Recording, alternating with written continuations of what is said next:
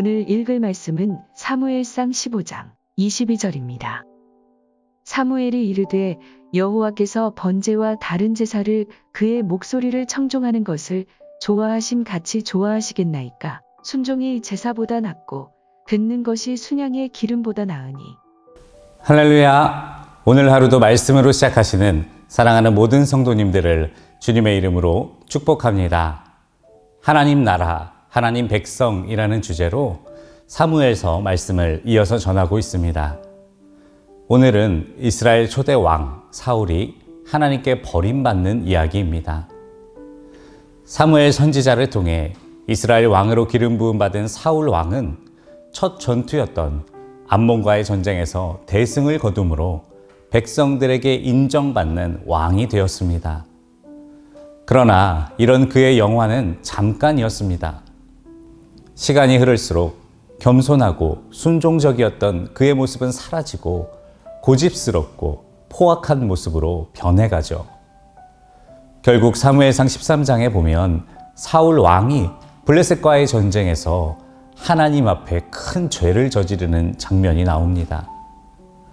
당시 사울의 군대는 블레셋 군대와 대치하고 있었는데요. 사무엘 선지자가 하나님께 예배드림으로 전쟁을 시작해야 했기 때문에 사무엘을 기다리고 있었습니다.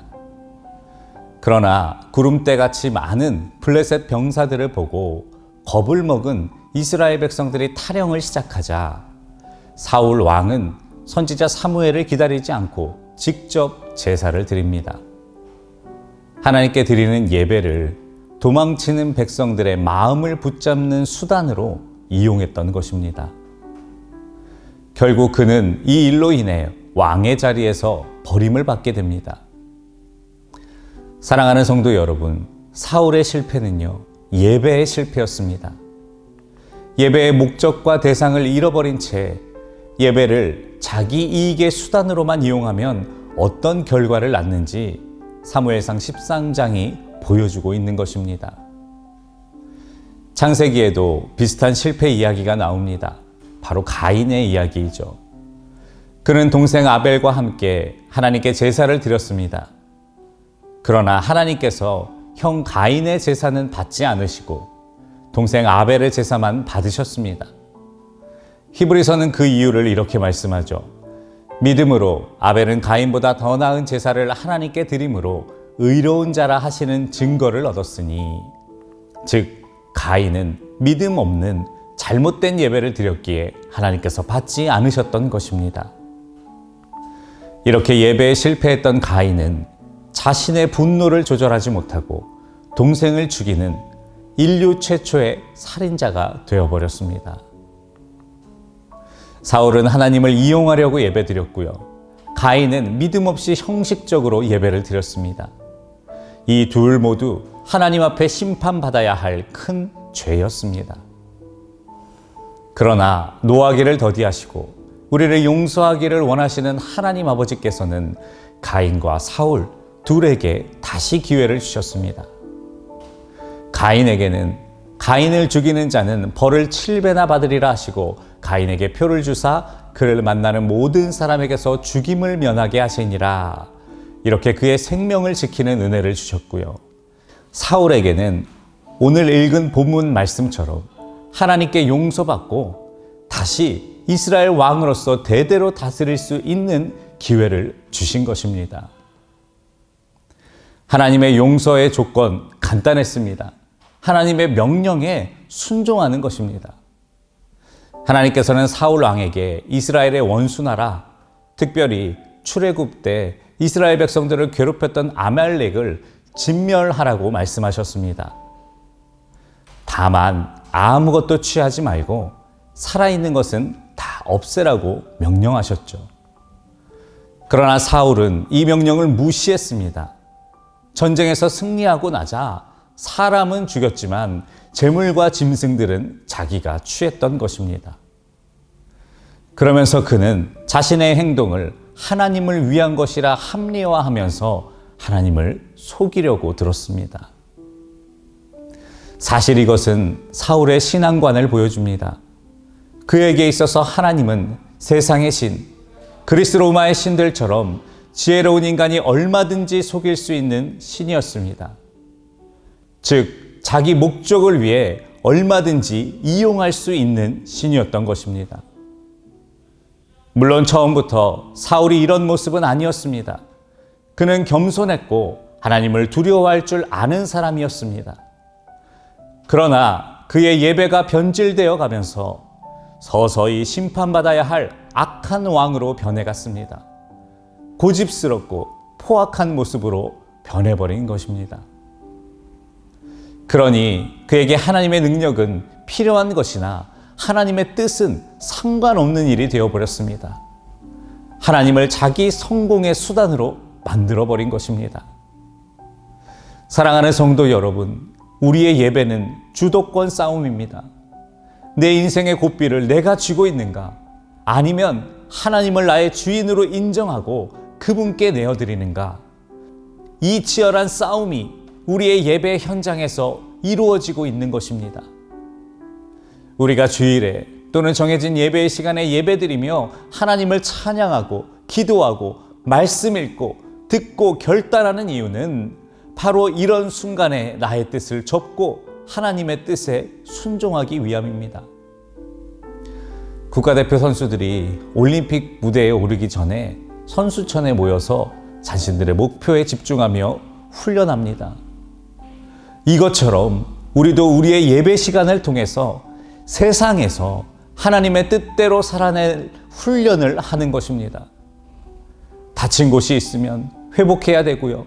힘이 부족한 것이 있으면 힘을 얻어야 되고요. 잘못된 자세가 있으면 바로 잡아야 하고요. 최고의 순종으로 하나님께 영광 돌리도록 예배를 통해 미리 준비하는 것입니다. 그러나 사울에게 예배는 이런 시간이 아니었습니다. 전능자의 능력을 빌리는 일종의 거래 시간이었죠. 나에게 대가를 요구하는 신에게 좋은 것을 주어서 그에 걸맞는 결과물을 얻으면 그만이었습니다. 그래서 감히 좋은 것으로 하나님께 드리면 그게 더 좋은 것 아닙니까? 이렇게 말할 수 있었던 것입니다.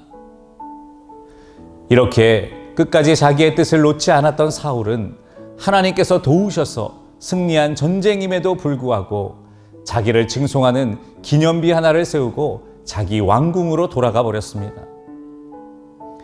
우리도 이런 사울과 같은 모습일 때가 있습니다. 하나님의 뜻을 불순종하고 잘못된 방법으로 결과물을 얻어놓고는 어쩔 수 없었어. 이 정도도 잘한 거지 뭐. 자기치적으로 그것을 덮어 합리화하고 뒤이어 자신을 쫓아오는 양심의 가책, 성령의 책망을 피해서 멀리 달아나 버리는 것입니다. 그러나 달아나도 피할 수 없습니다. 결국 붙잡힙니다. 늙은 선지자 사무엘이 사울 왕이 있는 길갈까지 노구를 이끌고 쫓아간 것입니다. 사실 이것은 하나님께서 사울에게 주신 마지막 기회입니다. 은혜입니다. 사울을 바로 죽이실 수도 있는 정능자께서 사무엘을 그곳까지 보내신 이유가 무엇일까요? 당연히 기회를 주기 위함입니다. 한 번 더 회개할 수 있는 기회를 사울에게 주신 것입니다. 사랑하는 성도 여러분, 어쩌면 지금 이 자리가 바로 그 자리일 수 있습니다. 우리가 지금껏 애써 외면하며 달아났던 불순종의 문제가 드러나는 시간이 말씀을 들으시는 지금 이 자리일 수도 있습니다. 끝까지 돌이키지 않아서 전쟁터에서 비참한 죽음을 맞이했던 사울과 같은 모습이냐, 아니면 하나님 앞에서 범죄하였지만 그 죄를 자복하고 하나님 뜻대로 살아 하나님 마음에 합한 다윗과 같은 모습이 될 것이냐, 기로일 수 있는 것입니다. 여러분은 어느 길로 가시겠습니까? 순종의 자리로 가셔야 합니다. 나의 뜻을 내려놓고 주님의 뜻을 붙드셔야 합니다. 그동안 내 양심을 두드렸던 일을 중단하셔야 합니다. 이제라도 자복하고 회개해야 합니다. 돌이켜야 합니다. 우리가 돌이키기만 하면 하나님께서 회복시켜 주실 것입니다. 다윗의 왕위를 견고하게 하신 하나님께서 저와 여러분의 삶도 은혜의 반석 위에 견고하게 하실 것입니다.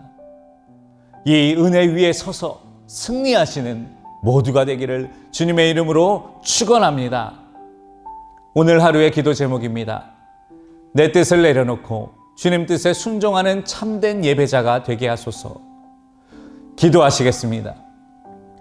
우리를 사랑하사 용서하기를 기뻐하시는 주님, 오늘도 그 은혜로 새로운 하루를 허락하심에 감사드립니다. 그동안 하나님을 이용하고 싶었던 우리의 완악함을 회개합니다. 우리의 양심을 두드리신 그 음성을 외면했던 죄도 회개합니다. 이제라도 돌이키기 원합니다. 나의 뜻 내려놓고 주님 뜻대로 살기 원합니다. 성령으로 우리를 붙드시고 인도하여 주시옵소서. 용기 있게 결단하고 순종하게 하옵소서. 성전 증축과 리모델링이 진행 중입니다. 안전하고 은혜로운 공사 현장이 될 수 있도록 지켜주시고 새 성전에서 하나님께서 새롭게 하실 일들을 기대하며 함께 기도로 성전을 지어가는 모두가 되게 하여 주시옵소서. 우리 구주 예수님의 이름으로 기도하옵나이다. 아멘.